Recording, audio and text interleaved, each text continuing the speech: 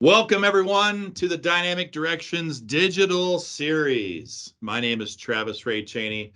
I'm the CEO of Dynamic Directions, and we have a great guest today, someone who I've been working with since the summer. We've had several sessions to get ready, and I'm just super excited. It's someone who continues to overcome a lot of adversity in his life, and he's carved out a lifelong mantra of really this mental resilience and toughness forged from years of dealing with a long journey back from the lowest possible point of just surviving to thriving. And what I really admire about my friend that you're about ready to meet is that he sees his scars as symbols of survival rather than wounds of a victim. And we're really going to get into that because, physically you can see what Connor looks like. And so he has those scars. He lives with them every day, but he has such a great frame of reference and frame of mind and perspective and attitude, what's happened in his life.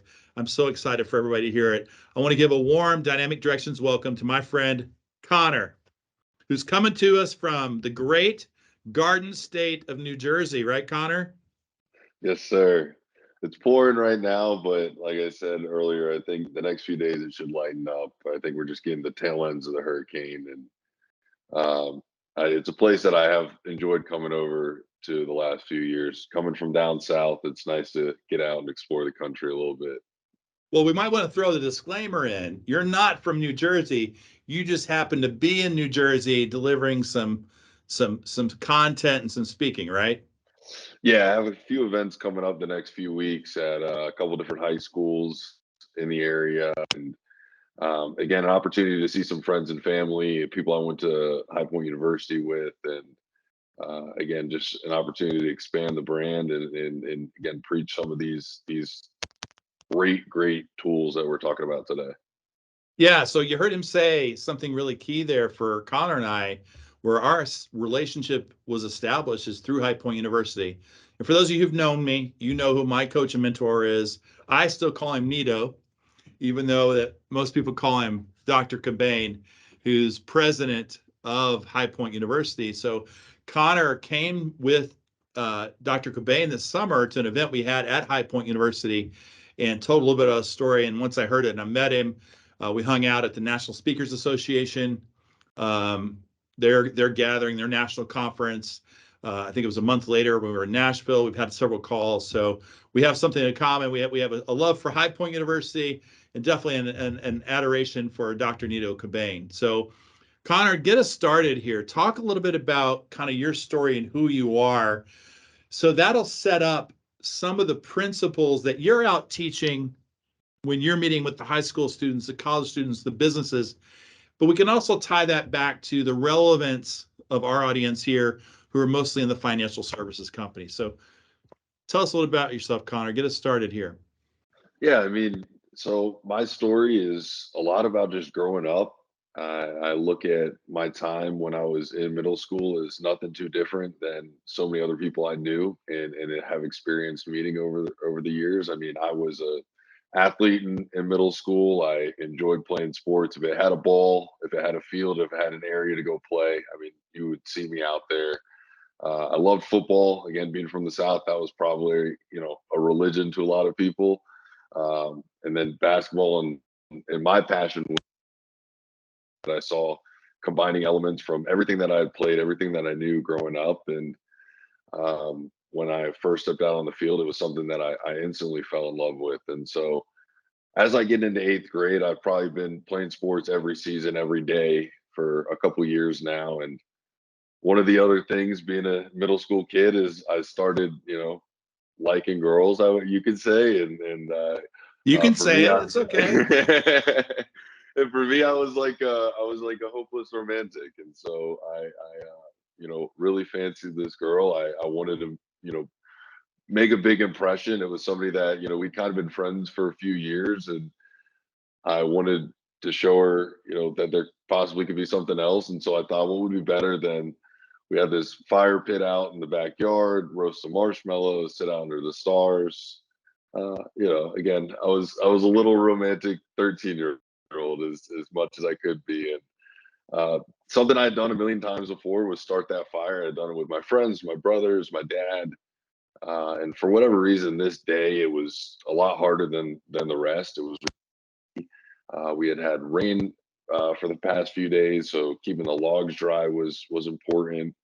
And I just couldn't for the life of me get this thing to light. And the more and more I tried, the harder it was. The more sparks began to fly, and as I'm continuing to flip over logs, the next thing I know, there's just a massive bang and an explosion. And when I tell my audiences, and I can even wherever you are right now, if you shut your eyes and you're in a lit room, you can see the light around you. And that was kind of my experience. Yeah, it was in the middle of the night, it was dark out, but that fire was a red yellow glow around me. And instantly I just started sprinting. And before I knew it, I was pushed down to the ground, I was patted out. When I opened my eyes for the first time, I could kind of see the skin peel back on my hands. What was left of my shirt was basically gone, except for where I had rolled up the sleeves. And again, you don't know how bad the situation is at that moment. And I was put in the back of an ambulance, and I remember asking, the EMT at the time, like, "Am I going to be okay?"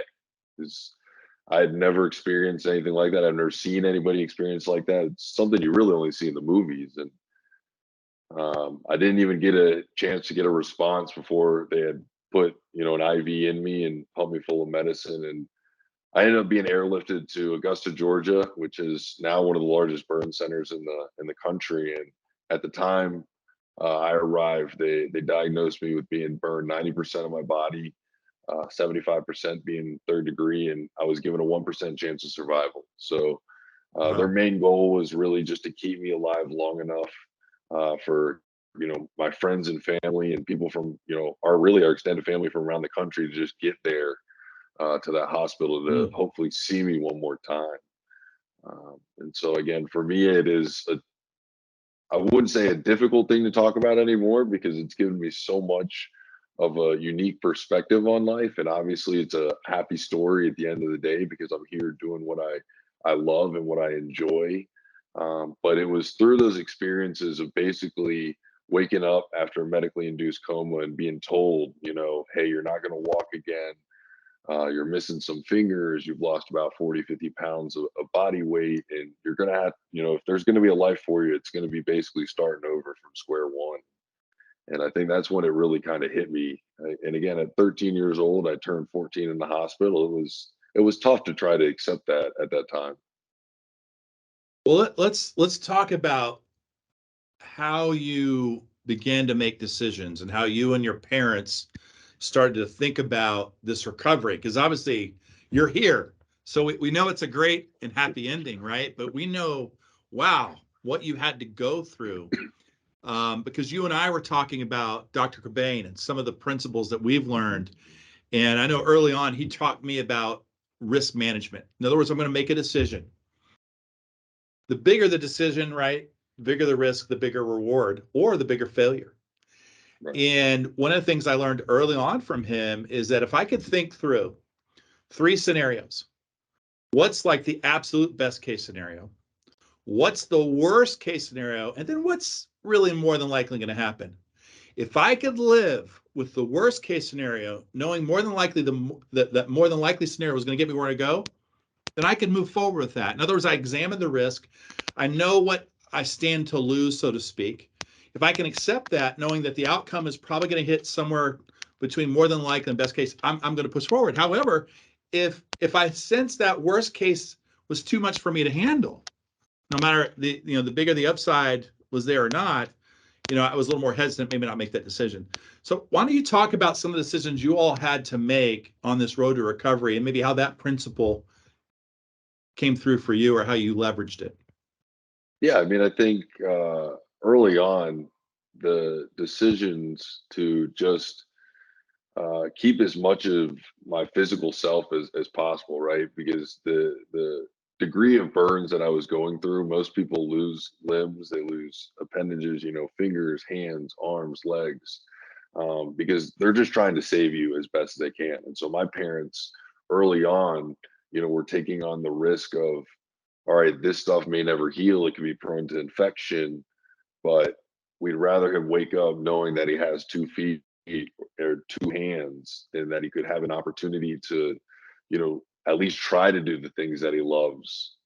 And when I went back and, started making those decisions for myself, it was like, yeah, I woke up, I saw a body that I was in that I felt like I could make a difference with. But it was hearing the fact that, hey, you're not going to be able to walk, right? So my decision was like, okay, I'm either going to stay in a hospital bed, I'm going to stay there.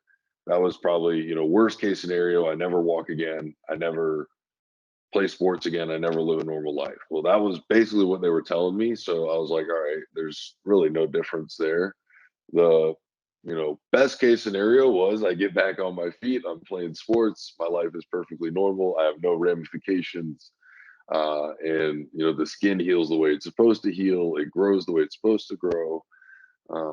And it can withstand competitive contact sports. And the more than likely scenario is somewhere in the middle, but it was still unknown because nobody had really tried to do what I had done, which was trying to get back on my feet, trying to deal with the pain, the discomfort, the lack of mobility. And a lot of people, it's like when they reach this certain threshold of pain, they reach this certain threshold of difficulty. That's probably where they would tap out. And for me, I just felt like I didn't have another choice. And so I just kept trying to see how much more I could take on and how much more I could take on.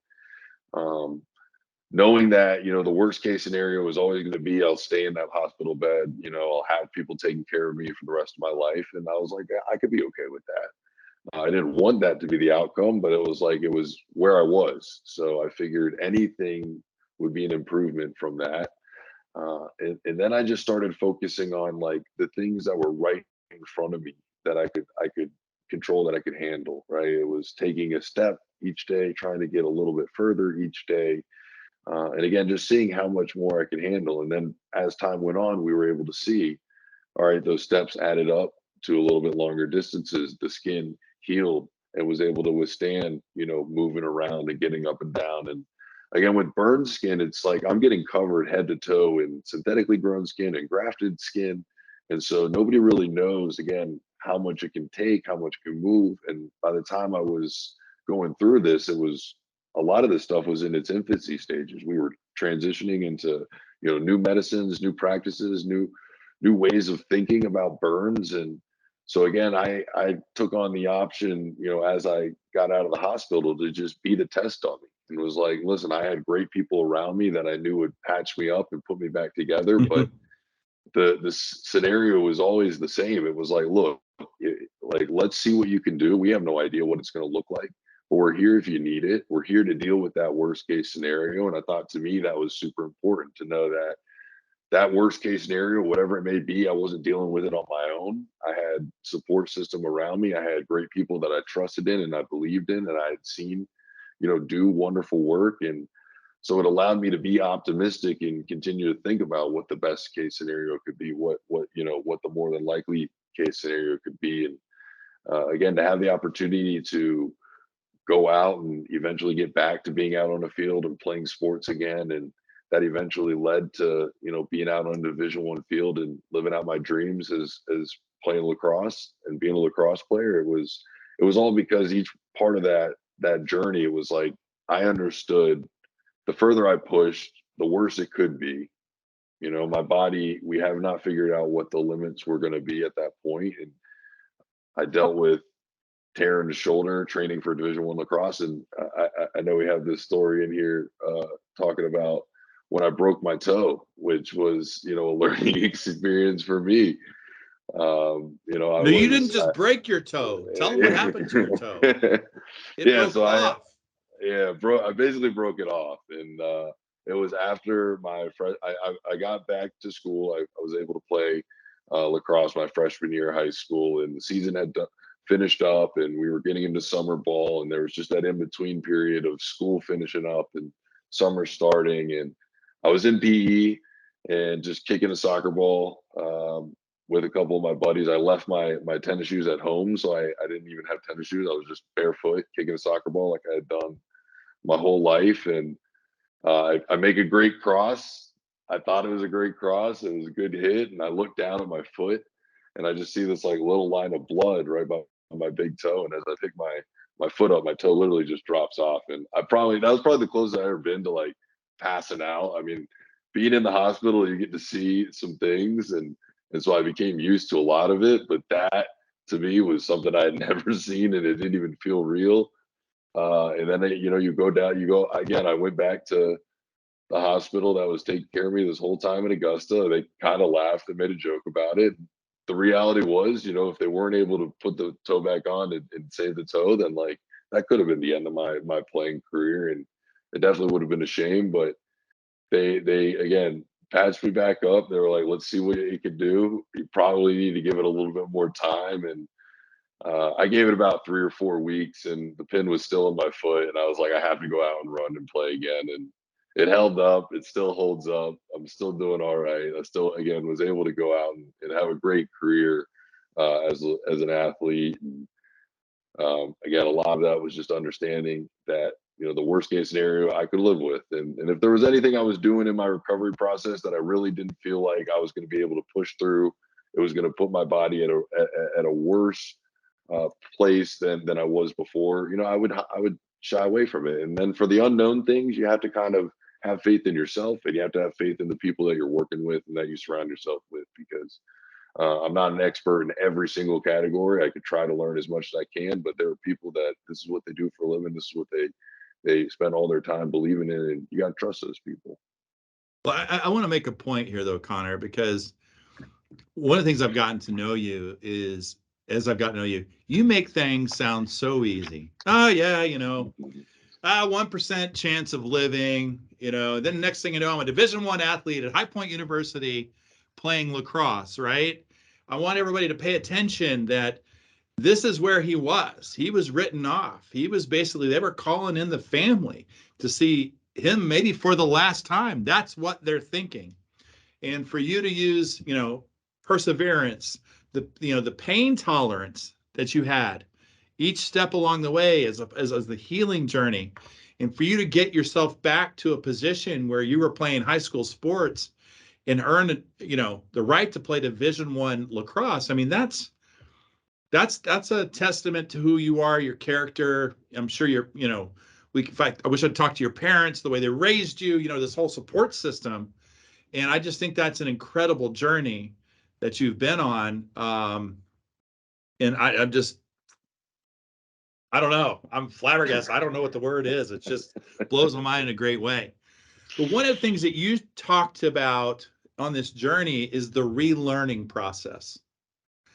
And I'd love for you to touch on that, because I think this is applicable to our D2 community, because oftentimes we have these fundamentals, right? And anything you do, we can talk about them in sports, right? You can talk about them in business. And sometimes we forget, or in your case, you didn't forget, you had to start all over. It was like a physical thing. But the relearning process, talk to me about what you had to go through in some of those difficulties.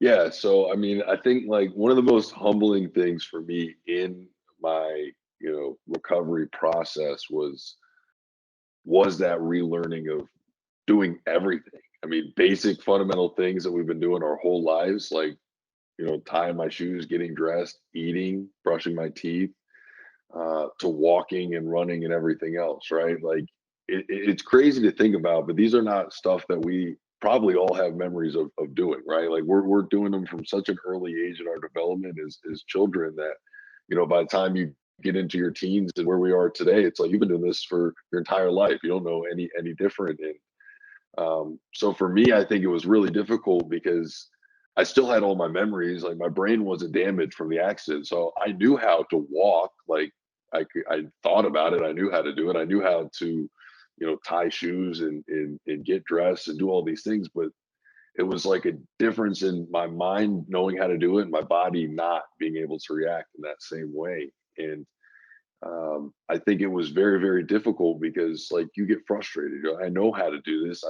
I've seen it work. I know it works, but it just doesn't anymore.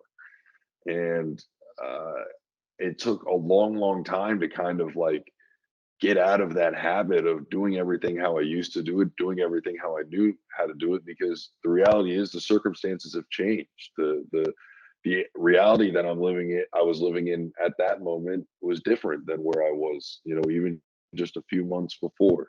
And so instead of getting upset and frustrated at myself for the lack of things that I wasn't able to do, I tried to change that focus on relearning, with where the circumstances are now. What do I have at my disposal now?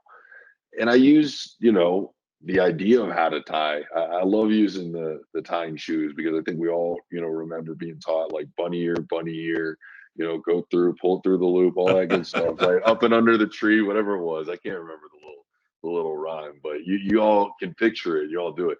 And we do it in 2 seconds. We don't even think about it. We can do it.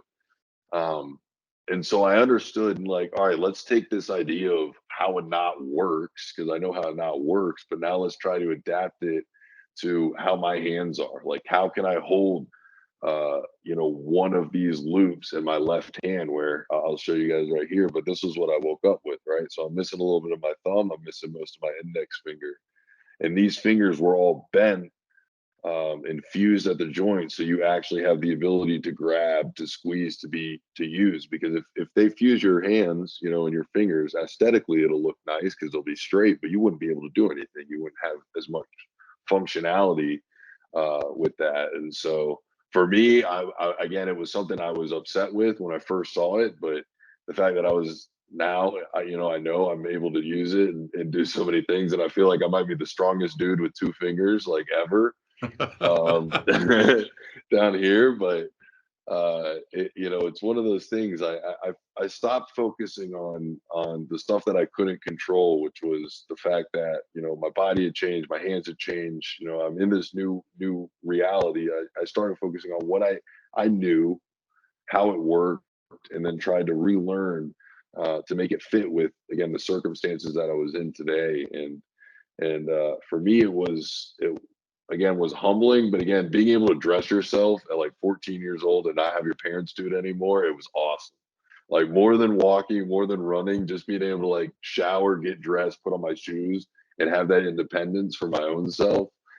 Again, as a teenager, I needed it. It was a long time coming, and I know for me, it was like gaining that little bit of independence back really changed how I was approaching everything else, because then it just allowed you to, even the small simple thing like tying my shoe, like putting on my pants, like doing buttons, like it took so much time and effort to get there, and you had to really rethink and relearn how I was going about it. But when I finally did and I saw it work, it was like it clicked, and it just gave you confidence for everything else.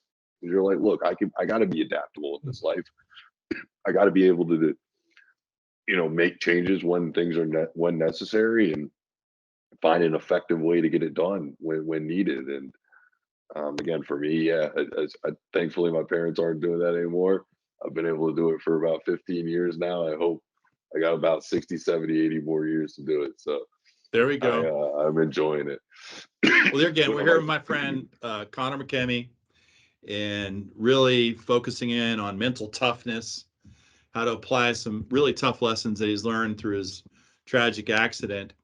And I think about the relearning. I was talking about how that's so transferable, and you think about what changes in any business, right? The market conditions, the needs, the wants, technology. And so to listen to the effort that you had to put forth just to get back to some basics, when coaching advisors, I think in terms of, hey, maybe, the principles of marketing haven't changed, but how we market has. And are you taking the time to maybe relearn marketing a different way in how you might approach it, or how you deliver the client experience? I mean, everything you're talking about is very transferable over here to the business world. What you're giving me is, I can just tell advisors, suck it up. Come on, people. Look what Connor had to go through just to get back to some basics in life, right? And some of these fundamentals. I bet your parents are glad not to dress you anymore too, right, Connor? I mean, it's a two-way street, but to get back to that point. So I want, the audience to think about, if you want to get somewhere, you got dealt a bad hand, and you're dealing with it. And I'm just there again, admire the hell out of you before you're doing it. We have to look at our circumstances as only a starting point. I learned this from Nito, Dr. Cobain, years ago. Your circumstance do not define where you end up. They only define where you start. And then from there, you get to decide, where you want to go. And so I just think that's a good lesson that you're teaching us based on just your journey, but it's applicable to all parts of our life and business. So let's talk a little bit about your vision.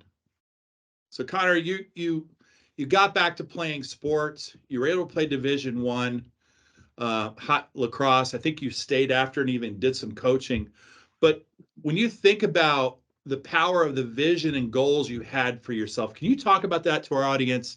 How important that was to set some goals and have this vision that kept you on track to your recovery, and more importantly, Yeah, deal with all the stuff, the unknowns, right?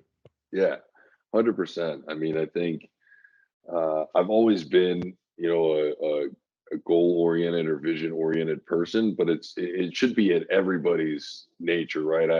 I preach on, motivation being the driving force behind, you know, every human's action, right? We have positive motivation, we got negative motivation, but at the end of the day, it's those visions that you have, those goals that you have, is what's going to be driving you. And so early on, again, I've always been somebody that it's like you shoot for, the stars, you can land on the moon, right? It's like you want to aim as big as possible. And so for me in that situation, being in the hospital, it was like, all right, I can't walk, I can't play sports, I'm being told all these things. So it's like, let's at least exhaust every possible outcome to see what we can do, and then we'll figure it out from there.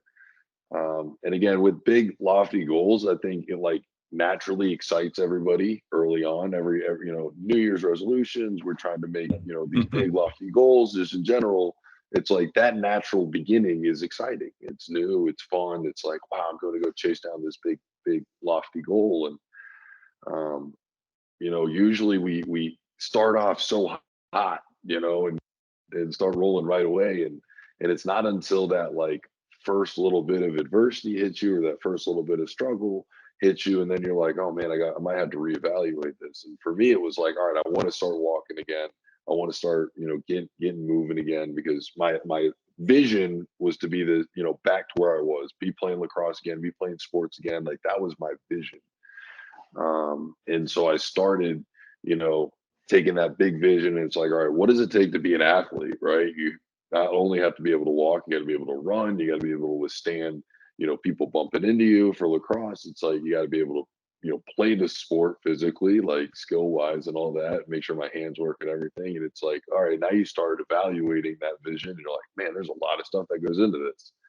And again, it can become overwhelming, but I stopped focusing on, all right, look, I can't focus on the fact that I can't run right now. I can't even walk. So it's like, let's backtrack, and let's focus on these smaller little victories, these little goals. And even with walking, it was like, to even start walking, I had to be able to just stretch my body enough to like be able to sit upright. And then it was, be able to straighten my legs, and then just being able to have the strength to like stand on it and with hold up my body, which hadn't, been on 2 feet in 3, 4 months by the time, almost 4 months by the time I stood up for the first time.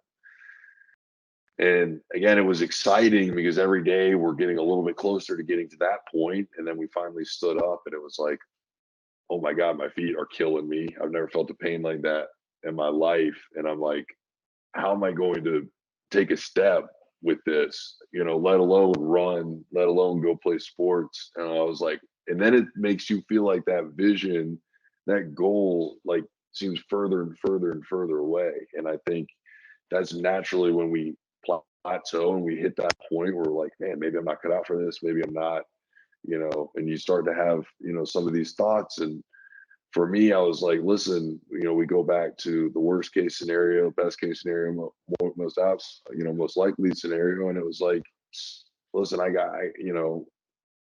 the worst case is me just being back in that bed. So it's like, let's, stand today. We'll try to take a step tomorrow, and then we'll just build from that. And I think with the pain, it became something that, over time, it just became, that regular occurrence. Again, I think everybody, I can't say as we get older, but I got some time, but my body aches. It aches, and we all probably have that natural like discomfort that we feel in life, every day. But for me, it just became the norm, and I was figuring out like I'm able to withstand that, and the joy of taking another step, getting a little bit closer to my goal, getting a little bit closer to my vision, like always outweighed that little inconvenience of pain, that little inconvenience of doubt, that unknown that I couldn't control.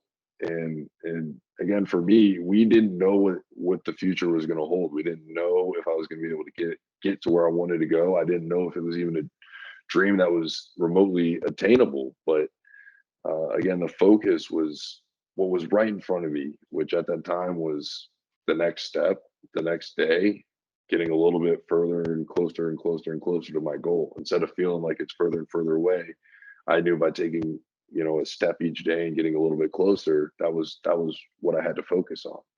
Well, I didn't put it. and I Yeah, love what you're saying too, Connor. I'm sorry, just I want to, no, no, you're good. because oftentimes we set goals and we forget it's the next step that counts the most, right? What's the next move I have to make? Okay, then I make that Mhm. move, and then what's the next move? We have to break it down, in these series of steps or tasks or whatever that might be. And oftentimes we don't do that. We just kind of like, oh, okay, I've got a goal and I'll just start moving. But if we don't have any aim or any purpose or intentionality, that's not going to get anywhere.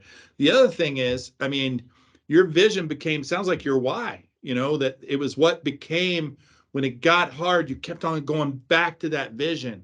This is worth it. And oh, by the way, if I don't make it, I know what's going to happen to me. And I don't want that, but I'm willing to settle for that. But I don't want to make that happen in my life, right? You kept on going back to this vision every time it got hard, that it's okay. I can withstand this because I've got this vision. I've got these goals where I want to go. And I think that's a great lesson for everybody. Anytime you want more than what you have, I don't care what that could be. It could be something internally, a feeling. It could be something externally, like in our business, you want more revenue or you want more clients. If you're going to do more, it's going to require more.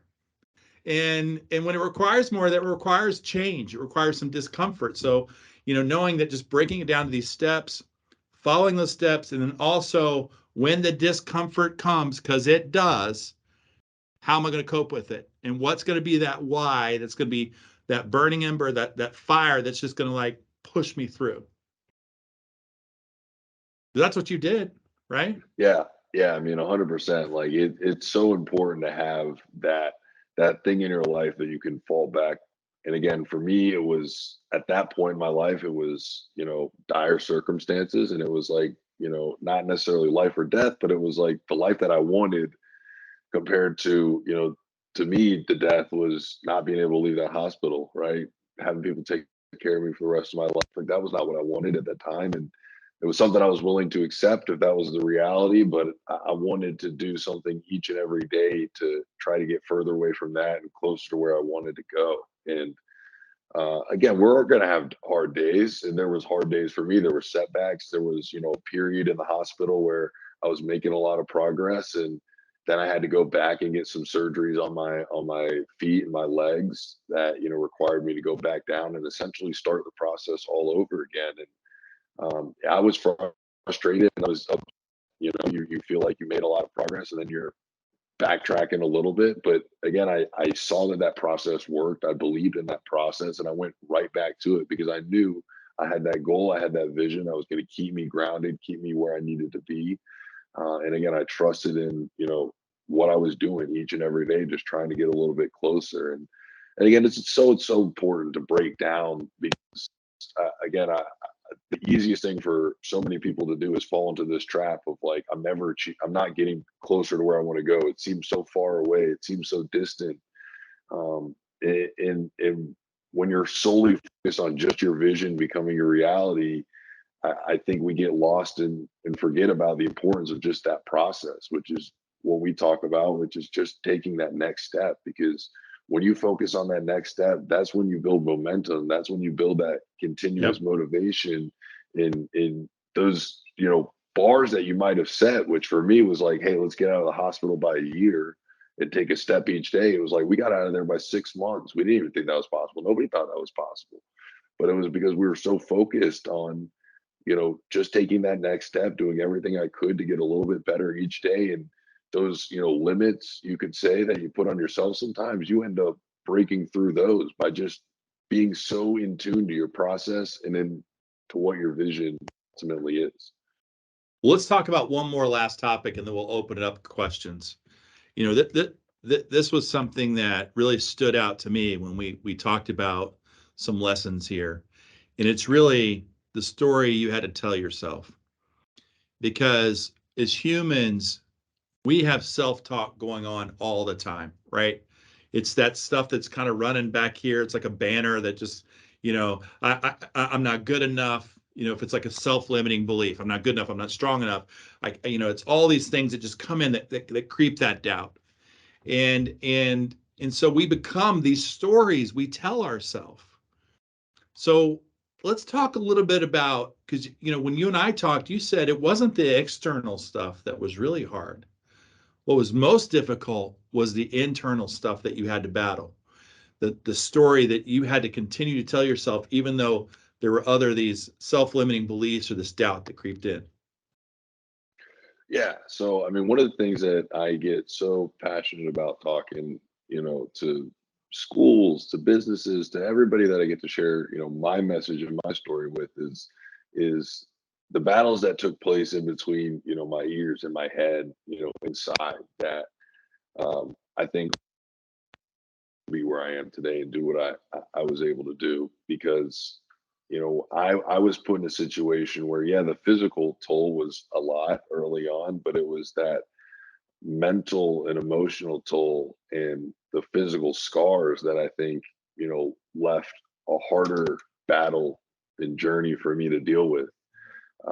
Again, being an athlete and having that like ingrained in my being from an early age, it was like if you broke a leg, if you got injured, your options were either to get better or not. And so when I look at my recovery, it was like I'm either going to heal and get better or I'm not. I'm going to do what I can to get better or I'm not. And so it was really black or white for me. But as I was healing and as I was able to walk, it was seeing my the first time and seeing somebody that you don't recognize, you've never seen before. It wasn't the person you grew up seeing in the mirror every single day that were in all the pictures. It was a new you. That was difficult, and we're in a world that tells you that how you're supposed to look, how you're supposed to act, what's cool, what's not, what's successful, what's not. And I'm sitting there at 13 years old, 14 years old, wondering, more than if I was going to get back out on the cross, like, are people going to treat me the same? Like, are my friends going to still be there? Is somebody going to love me? And like, I think that was the hardest thing to deal with at that time because, like, that is stuff that you can't, you can control what you tell yourself to a degree, and that's what I'll get into. But you can't control how people you can't control if somebody loves you. You can't control, like once I left that hospital, people staring at me, people coming up to me asking me, what happened and all that. It's like I couldn't control that. But what I started focusing on was the stuff that I could control. And it was that conversation with myself. Instead of, feeling sorry for myself or being upset with what I was lacking or what I didn't have or that I didn't look a certain way, I had to change that conversation. And part of that came with, the reliance on other people and time, right? Seeing that, all right, I still have this great group of friends, great support system. I have these people that believe in me and they don't care. And like started focusing more on those people and more on that than all the people that wouldn't, might have felt a different way or looked at you a different way. Because at the end of the day, like it's wasted energy, and I had to face that really early and I found that realization really early. And so that helped me become a little bit more comfortable, but also I had to give myself time to heal. And I think so often, like we rarely give ourselves the proper time to heal when we're dealing with adversity, when we're dealing with difficulties, when we're dealing with challenges, and we're so hypercritical of the person that we see when they're going through those periods of hurt, when they're going through those periods of pain. And for me, it was like, yeah, I physically had to heal, but emotionally I had to heal. And I was so scared to see that person in the mirror. But as I gave myself time, as I started enjoying the people that were around me and I started embracing the gifts that I had, it became almost more powerful that person that I saw because I got to see somebody that started over, started from scratch. And I was like, that, took strength. It took things that like I didn't even think I had in me, at the time. and I would have never known I had in me had I not gone through that experience. And so the narrative, I make jokes at it now, but early on, it was like I adopted this mantra of being like, calling myself Johnny Flame, and embracing that, like, fire element. Cause like the day, I'm going to see this person in the mirror every single day, and I'm going to always be reminded of what happened to me. And I can look Right. at that as something that is a burden, as something that is you know, a constant reminder of a negative thing, or I can look at it as like, look, this thing gave me such a beautiful, life that now I know I'm incredibly lucky to have. I'm doing things that, I never would have ever had the opportunity to do. And it's an absolute blessing. And so we talk about, and we've talked about it, and I talk about it. It's like the scars that are on the outside are not the defining, version of who I am. It's given me an outlet to speak in a platform to share this message. But at the end of the day, it's, when you talk about that, Dr. Cobain saying it's like that adversity is the starting point. It's like this was the starting point, for me. These scars, this is what I see every day. But it's the smile that I put on my face. It's the way I carry myself. It's the way I leave that house, leave that mirror, and go out and approach life. Like that's what's going to be defining going forward.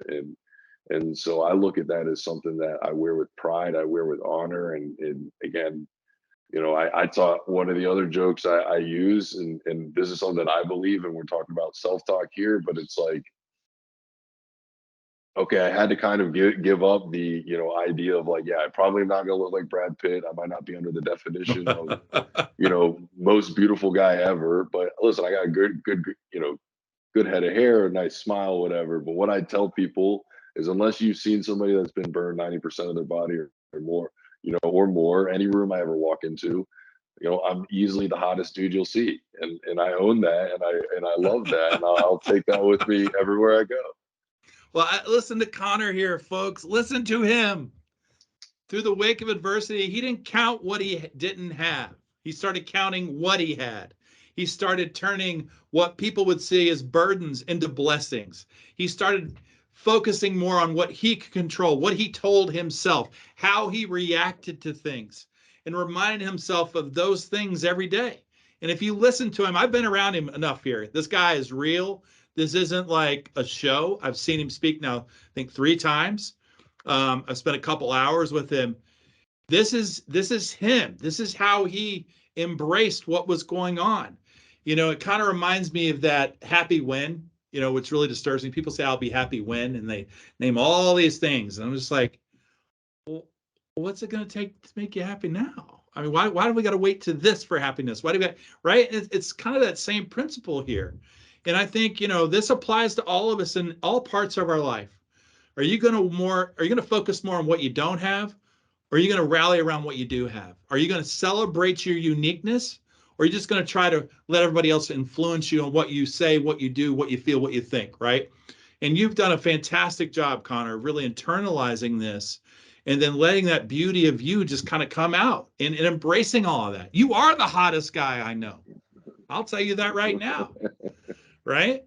So I just think it's a wonderful story, and for you to share your message in hope of people like myself and our audience members to maybe look at life just a little bit differently. We need to focus on what's been given to us. And we need to think about, if I've got a struggle, what did I learn today from Connor that can help me overcome that struggle? What did I learn from Connor today that can help me see my gifts, even though other people may not see them that way, like what you see, what's happened to you? I just think it's a great story, Connor. So glad you're here. Why don't we do this, Connor? We've got about 15 minutes. I don't know if we're going to have some questions. If you have a question, please hit the raise your hand button so we can see that.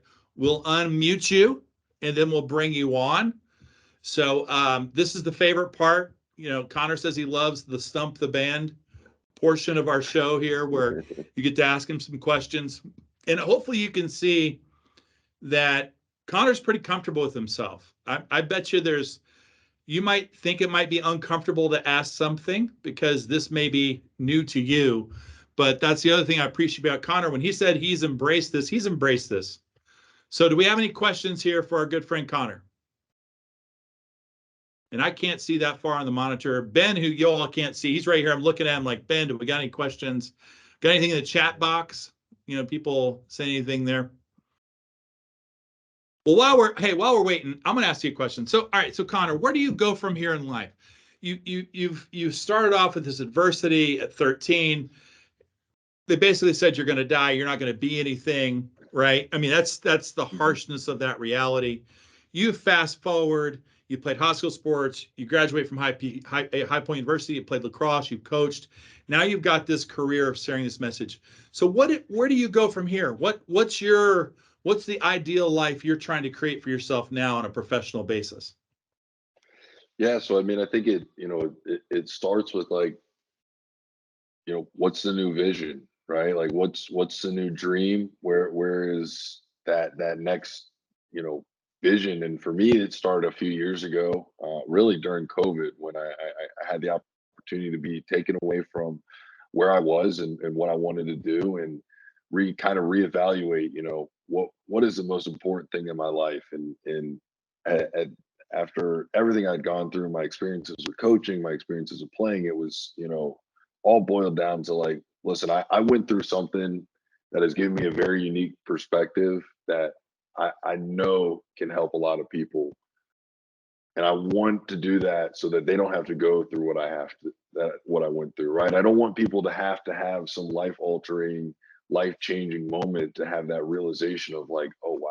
It's like, listen, it's life is way too precious. And I think we all got to see it, firsthand. And the beautiful thing of, that I find in what happened is we all now have this shared adversity, this shared struggle that every single person on this planet was affected by, a few years ago. And for me, it was, all right, what can I share that's going to make a difference? And I looked at, the adversity that we deal with, the mindset that we approach life with, is like two things that I think I felt like I could add some insight on.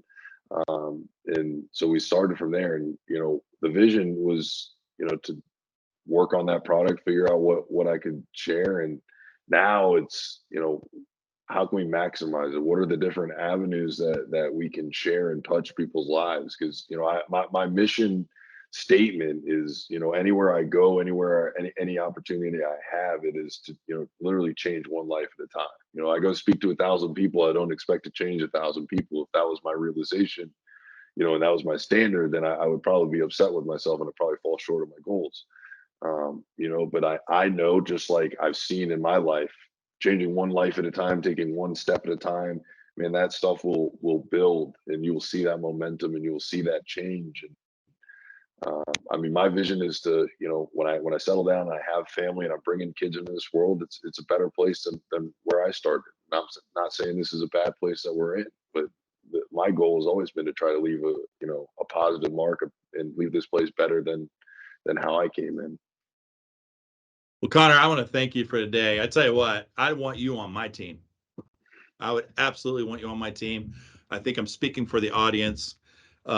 Just your positive nature there again, the way you carry yourself through everything you've gone through. It's a great reminder for all of us of the humility we need to have in our life, the humbleness, because you have that as well. So I just want to thank you for being my friend. I'm glad we got to know each other, and I know we'll keep in touch because we're going to do a follow-up after this. And I just wish you nothing but the best. And if there's anything I can do to help you, please let me know. But on behalf of the Dynamic Directions community, what a great message for you to share. And I look forward to following up with those who are on to kind of hear from them, how you touched their life and what were some lessons they gained that they might be able to apply going forward. And they're all parts of their life. So Connor, thumbs up, my friend.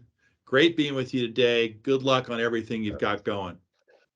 Thank you, Travis. And again, I appreciate the opportunity. It's always an honor and a blessing to, get to share this message. And I appreciate the time today. Seriously. All right, my friend. We'll talk to you soon. Thank you all. Yes, sir. Thank you.